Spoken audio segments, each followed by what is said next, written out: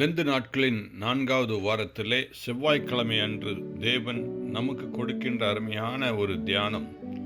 பரிசுத்த யோவான் எழுதின சுவிசேஷம் 5ஆம் அதிகாரம் 1 முதல் 18 வசனங்களை இந்த நல்ல நாளிலே நாம் தியானிப்போம். அதில் விசேஷமாக ஆண்டவராகிய இயேசு கிறிஸ்து இந்த 14ஆம் வசனத்திலே சொஸ்தமாக்கணவனை பற்றி ஒரு வார்த்தையை சொல்லுகின்றார்.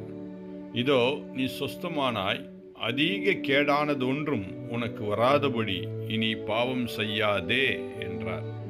லெந்து நாட்களிலே நாம் ஆண்டவரோடு கூட ஒப்புரவாகி ஐக்கியப்பட்டு ஆண்டவருடைய எல்லா பிரகாரங்களிலும் நாம் நடக்க வேண்டும் என்று விரும்பி நாம் செய்து கொண்டிருக்கின்ற எல்லா காரியங்களையும் கர்த்தர் பார்த்து கொண்டிருக்கின்றார்.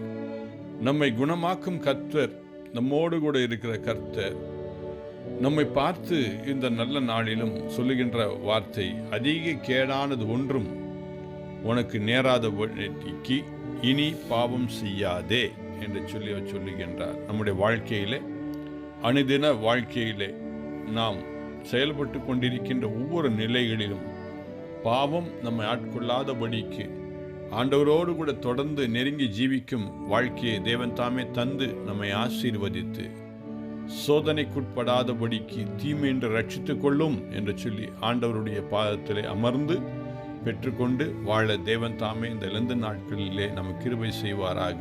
ஆமேன்.